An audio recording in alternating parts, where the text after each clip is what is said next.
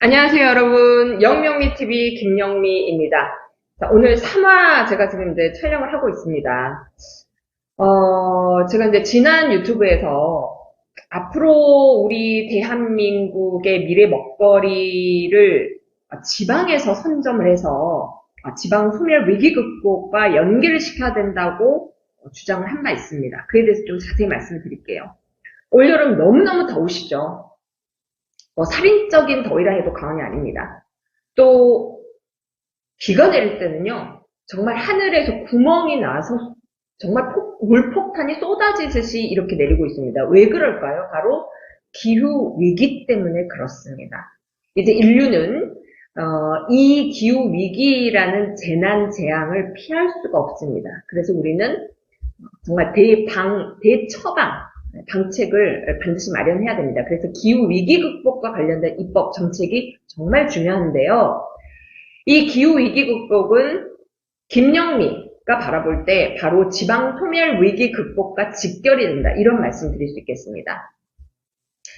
제 개인적으로요. 지난 대선에 저는 이제 민주당에 몸담고 있기 때문에 대선 후보였던 이재명 지금 현 민주당 대표님의 캠프에서 공약을 꾸리는 그런 일을 했습니다. 문화관광 분야의 공약 팀에서 한 1년여 정도 활동을 했던 것 같습니다. 그런데 그때 제가 정말 이재명 대표께 감동을 받았고 감명을 받았으며 이 사람이야말로 개혁 지도자가 틀림없다라고 확신을 한 지점이 있습니다. 바로 앞으로 다가오는 디지털 최첨단 시대에 이제 우리 인간의 일자리를 로봇에게 뺏기고, 그렇다면 우리 이제 소득은 어떻게 창출을 할 것인가? 기본 소득을 전면에 내세운 바 있습니다. 물론 그 안에는 양극화를 해소하고 또 어려운 지역, 또 소외 계층들이 인간다움을 누리면서 존엄성을 가지고 살아갈 수 있는 그런 어떤 철학도 담겨 있습니다만은 큰 맥락에서는 대전환 시기에 우리 대한민국 국민의 최소한의 생계를 보장할 수 있는 기본소득을 우리가 이제 제도화하자라는 그 부분에 공감을 했습니다.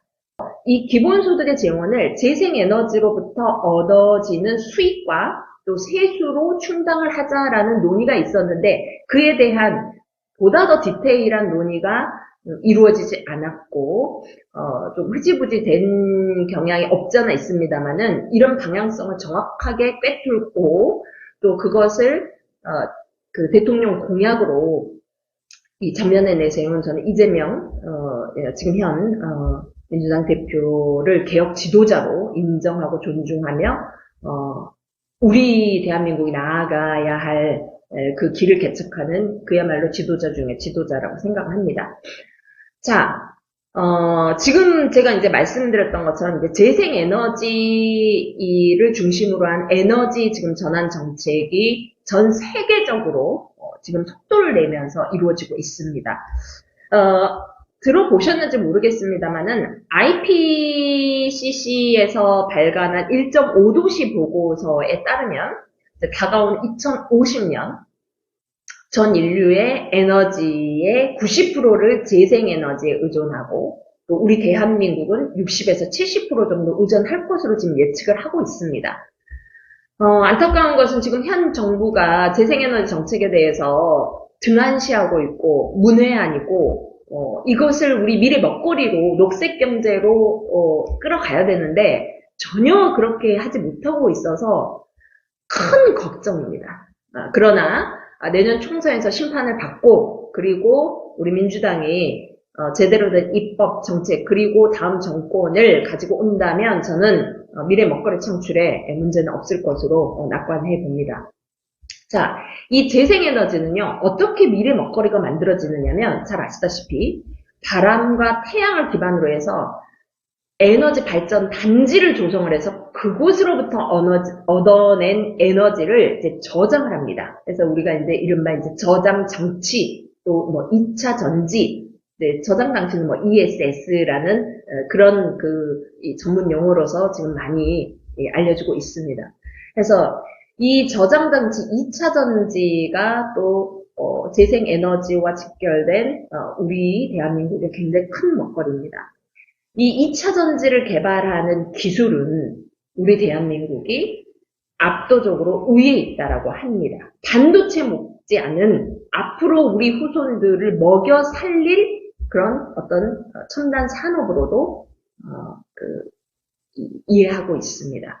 자, 그렇다면 이제 이것을 토대로 지난 대선 때 또 논란이 됐던 아리백이라는 지금 생태계가 만들어지죠. 그렇다면 아리백의 인증을 받으려는 공장들이 이제 생겨나게 될 것이고, 또 기존 공장들은 아리백의 인증을 위해서 재생 에너지를 사용해서 그 제품을 생산하는 그런 어떤 전환을 하게 될 것입니다. 또 하나 이제 재생에너지로 인한 미래 먹거리 생태계로서 우리가 예측하는 것은 바로 에너지 자립 도시입니다. 그래서 재생에너지를 생산된 것을 사고 팔고 그리고 이것을 직접 소비하면서 이제 이른바 이 에너지 자립 도시의 인구들은 에너지 프로슈머가 되는 거죠.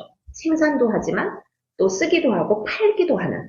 그러면서 지금 현재 우리나라가 만들어내는 산업의 총생산 그리고 부가가치보다 이 재생에너지 기반해서 그린 경제, 녹색 경제가 만들어지면 훨씬 더 부가가치는 높아질 것으로 예측을 합니다. 우리나라는 특히나 2차 전지에 대한 기술을 독보적으로 보유하고 있고요.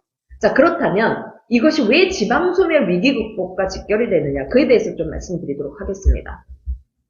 여러분 너무 잘 아시다시피 이 재생에너지의 에너지 원은 어디 있습니까? 바로 지방에 있습니다. 천혜의 자연 자원을 둘러싸고 있는 지방에 있습니다. 이곳에 발전 단지가 만들어질 것이고요. 그리고 이제 이 에너지가 만들어지면 어디론가 수송을 하는 과정에 이 에너지의 소모가 생깁니다. 누수가 생깁니다. 그렇기 때문에 최대한 근거리에서 그 에너지를 가지고 전력을 만들어내고 그 만들어진 전력으로 제품을 생산한 아리백 이 비즈니스를 하는 이 공장들이 이제 지방을 찾게 되는 거죠. 그리고 이제 앞서 말씀드렸다시피 이제 에너지 자립 도시가 이른바 지구 온난화를 막고 그리고 우리가 지금 지향하고 있는 기후 위기를 극복하는 탄소 중립의 대표적인 도시로 발돋움하게 될 것입니다. 그렇다면 이 도시에 더 많은 사람들이 관심을 갖고 방문을 할 것이고 투자도 할 것이고 그리고 먹거리와 일자리가 창출이 되겠죠. 자, 그래서 이 지방에 이렇게 투자를 하고 이 그린 경제가 제대로 운영이 돼야지만 이것이 곧 대한민국 국부 창출에 기여를 할 수 있게 됩니다. 그런데 지금 현 시점에서 문제가 되고 있는 것은 지방의 인구가 점점 떠나고 있고 그리고 출산율은 감소하고 있고 인구 절벽을 맞이하고 있다는 것입니다. 그래서 전라남도 상황만 보더라도 제가 이제 예시를 한번 들어보겠습니다. 지금 2023년도이지 않습니까? 2040년도에요. 전라남도 인구는 현재 180만에서 약 150만 명으로 줄어들 것으로 예측이 됩니다. 그러면 30만 명이 지금 줄어드는 건데 약 6개 군이 없어지는 겁니다. 불이 꺼지는 겁니다. 2050년도에는 130만 명으로 줄어듭니다. 지금보다 50만 명의 인구수가 감소하게 되는 겁니다. 그래서 이 재생에너지 기반의 기후위기를 극복하기 위해서 재생에너지 기반한 에너지 전환 대처방을 하고 그리고 그로 인해서 우리에게 미래 먹거리를 창출할 수 있는 이 녹색 경제를 잘 육성 성장시켜야 되는데 지방에 사람이 없다면 불가능한 일이 됩니다. 그래서 저 김영민은 내년 총선에서 여러분들께서 저를 선택해서 기회를 주신다면 첫 번째로 재생에너지 주민자치법을 입법해서 주민들이 지금부터 기후위기 극복을 위해서 앞장서서 나서고 우리 지역이 재생에너지를 창출할 수 있는데 기여할 수 있는 그런 어떤 강력한 자치 힘을 만들어내는 것을 입법하겠습니다.